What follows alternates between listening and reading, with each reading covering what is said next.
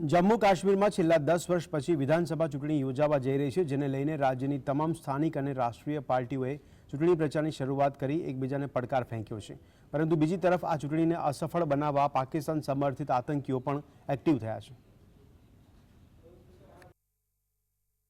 જમ્મુ કાશ્મીરમાં છેલ્લા 72 કલાકમાં ચોથી વખત આતંકવાદીઓ અને સુરક્ષા દળો વચ્ચે અથડામણ થઈ છે। કઠુઆના નુકાનાલી નાળામાં રવિવારે બપોરે આતંકીઓ અને સુરક્ષા દળો વચ્ચે જોરદાર ગોળીબાર થયો હતો। સેના અને પોલીસને આતંકીઓની હાજરીની માહિતી મળી હતી, જે બાદ સેના અને પોલીસ આ વિસ્તારમાં સંયુક્ત ઓપરેશન ચલાવતા નજરે પડ્યા। નોંધનીય છે કે આ વિસ્તારમાં 2 થી 3 આતંકવાદીઓ છુપાયા હોવાની આશંકા છે, જેને જોતા ભારતીય સેનાએ સમગ્ર જમ્મુ કાશ્મીરમાં ઓપરેશન ઓલ આઉટ અંતર્ગત કાર્યવાહી શરૂ કરી છે। A joint team of the Army, the Jammu and Kashmir Police, the SOG and the SSB were mobilized at 20:15 hours. When our parties and columns were in the process of establishing the cordon, terrorists hiding inside a disused building fired on our columns at approximately 23:15 hours.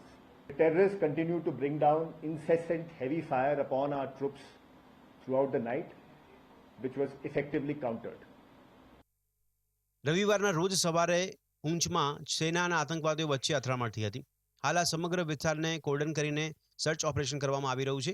જોવા જઈએ તો જમ્મુ કાશ્મીરમાં છેલ્લા 3 દિવસમાં આતંકીઓ અને સેના વચ્ચે આ છઠ્ઠું એન્કાઉન્ટર છે, જેમાં અત્યાર સુધી 5 આતંકવાદીઓ માર્યા ગયા છે, જ્યારે 2 જવાન શહીદ થયા છે। તો બીજી તરફ પાકિસ્તાન સમર્થિત આતંકવાદને લઈને ભારત સરકારે પણ પોતાનું સ્ટેન્ડ સ્પષ્ટ કર્યું છે। हम सिर्फ एक ही पार्टी है, हमारा एक ही सरकार है। हम टेररिज्म के खिलाफ लड़ने वाला सरकार है।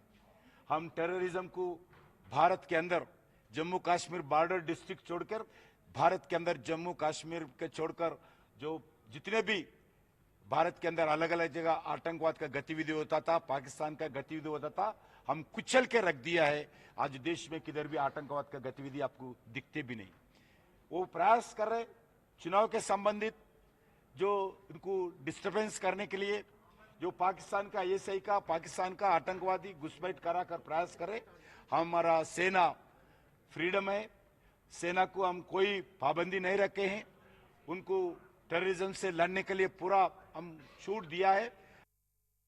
જમ્મુ કાશ્મીરમાં લાઇન ઓફ કંટ્રોલ પાસે ઘૂસણખોરી કરનારા આતંકવાદીઓ સાથેની અથડામણમાં સેનાનો એક અધિકારી પણ ઘાયલ થયો હતો।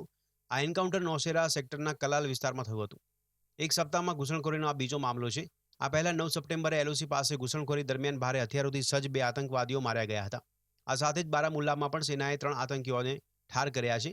જોવા જઈએ તો વિધાનસભા ચૂંટણી હોવાથી સમગ્ર જમ્મુ કાશ્મીરમાં આતંકીઓએ પોતાની ગતિવિધિઓમાં વધારો કર્યો છે। Bureau report GS।